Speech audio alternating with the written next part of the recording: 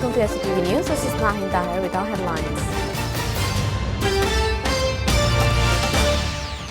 Sheikh Hasina stresses need for having more women in decision-making leadership for an effective solution to the world's crisis.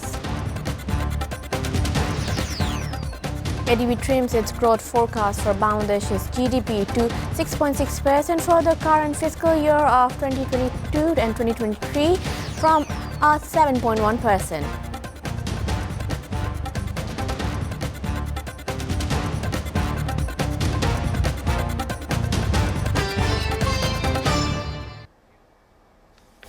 Prime Minister Sheikh Hasina emphasizes on integration of women in decision-making processes, saying that it is important to have them in leadership team to reflect on the solution and benefit from their experiences and perspective.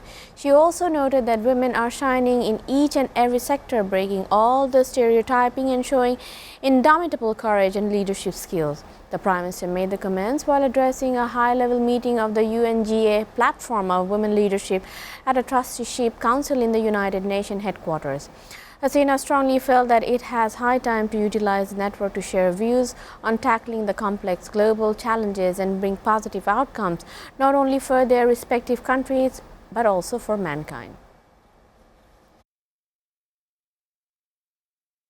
Women are shining in each and every sector, breaking all the stereotyping or showing indomitable courage and leadership skills.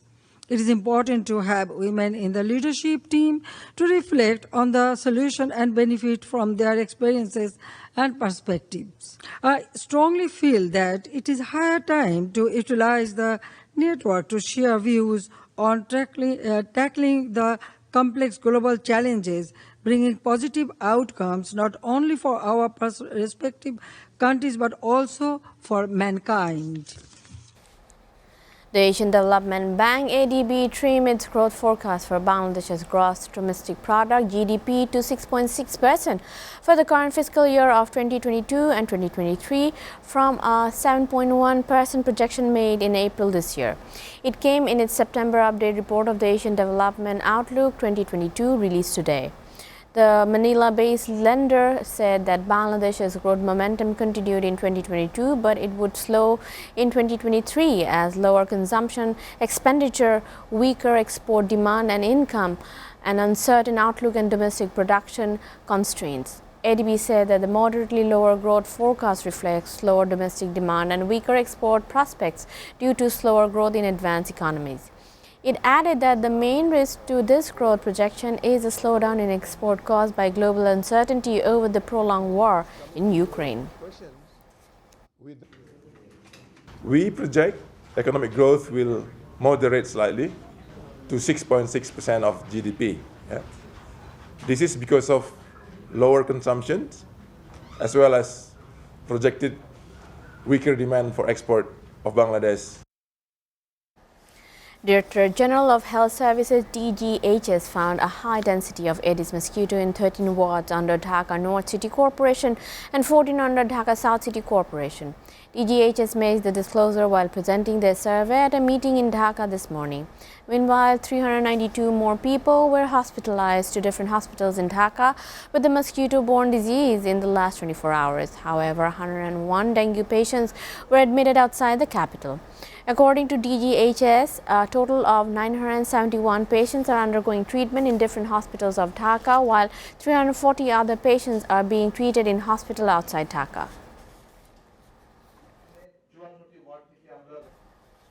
The High Court upheld a death sentence of 4 members of banned militant outfit Jamaat al-Mujahideen Bangladesh JMB for killing Japanese national Kunio Hoshi in 2015. A High Court bench of Justice Muhammad Mustafizur Rahman and Justice S.M. Masood Hussain Dolan pronounced the judgment this morning.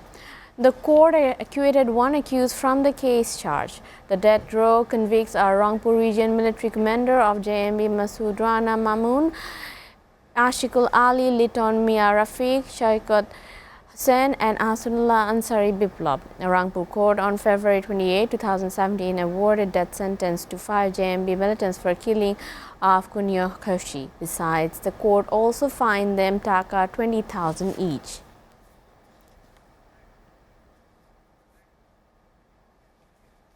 Bangladesh Petroleum Corporation (BPC) chairman ABM Azad said the Russian crude oil could not be refined in Bangladesh as the country's lone refinery does not have the equipment to refine it.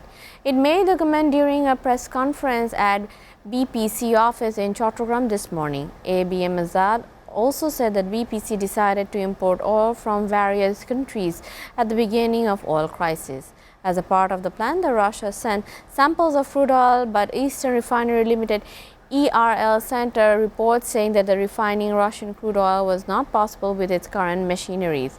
So it is not possible to import crude oil from Russia now. The BPC chairman said that the corporation is trying to find out an alternative source. He added that people need not worry since the country still has adequate reserve of oil. The Dinajpur Education Board postponed a secondary school certificate SSC examination on 4 subjects following reports of question leak in Kurigram. A notification was issued in this regard this morning. The board postponed the examination on maths, physics, chemistry and agriculture, mentioning that the new dates for the aforementioned exam will be announced later. The release said other SSC and equivalent exam will be held as per the previously announced schedule.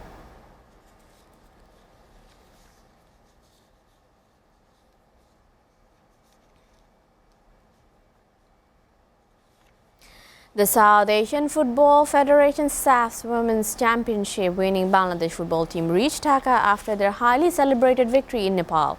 State Minister for Youth and Sports Zahid Hassan Rasul received the team at the airport. A cake was cut at the airport to celebrate the team's victory. Fans and supporters also thronged the airport and received the champion girls with a grand celebratory welcome. After a brief media interaction at the airport lounge, the members of the team began the trophy parade on an open deck bus. The motor parade proceeded to its destination under the police security. Meanwhile, Bangladesh team captain Sabina Khatun dedicated the trophy to the nation. The Bangladesh Cricket Board (BCB) announced a cash reward of Taka 50 lakh for the national women's football team.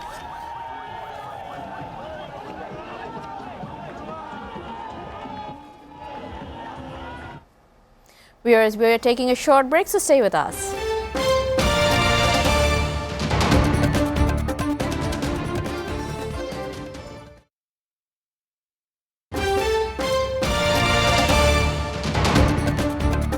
Welcome back, and you're watching SATV News. Now news from abroad. Official in 4 Russian controlled regions in the eastern and southern Ukraine said that they would hold a referendum on becoming part of Russia, which could set the stage for Moscow to escalate its 7-month-old war. The officials said that the votes would start on September 23rd and continued until September 27. Votes will take place in the self-proclaimed Donetsk and Luhansk republics of Donbas region, which Russian President Vladimir Putin recognized as independent shortly before sending troops into Ukraine in February. A vote will also be held in the southern Kherson region and in the partly Russian-controlled Zaporizhzhia region. But Ukraine dismissed the plan as a stunt by Russia to try to reclaim the initiative after crushing losses on the battlefield. Meanwhile, Vladimir Putin announced a partial military mobilization in Russia that starts today. The issue is a matter for the local Russian installed leadership and citizens to decide. Donetsk, Luhansk. Meanwhile, Russia's invasion of Ukraine has taken center stage at the United Nations General Assembly, with Germany and France condemning Russian President Vladimir Putin's imperialism, Qatar, Senegal and Turkey calling for immediate peace talks, and Lithuania urging the establishment of a war crimes tribunal to punish Moscow's atrocities. Standing at the UN rostrum in New York late on Tuesday, German Chancellor Olaf Scholz said that there was no justification whatsoever for Putin's decision to invade Ukraine in February. He said that the situation spelled disaster not just for Europe but also for a global rules-based order. French President Emmanuel Macron said that no country should stay neutral about condemning the Russian invasion. The conflict has become the largest war in Europe since World War II, with thousands killed and millions forced to flee their homes.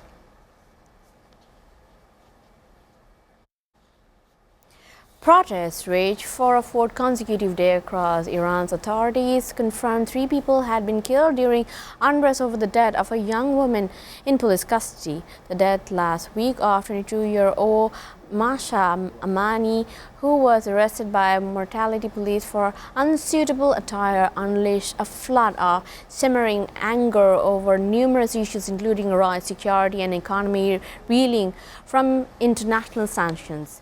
It is some of Iran's worst unrest since street clashes last year over water shortages. The Iranian government accused foreign agents and unspecified terrorists for instigating the violence. Tehran Governor Mohsin Mansouri said that 3 foreign agents were arrested during gatherings overnight.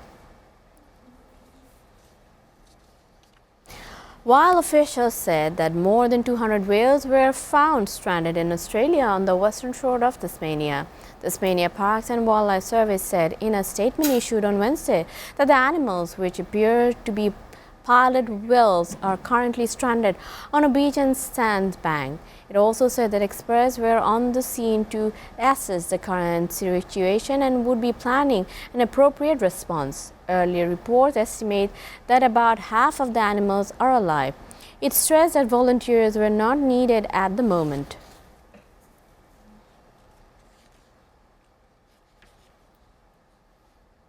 Before ending, we go through the headlines again. Sheikh Hasina stresses need for having more women in the decision-making leadership for an effective solution to the world's crisis. ADB trims its growth forecast for Bangladesh's GDP to 6.6% for the current fiscal year of 2022 and 2023 from a 7.1%. SATV Women's Championship winning Bangladesh football team reaches Dhaka, receives grand welcome upon return.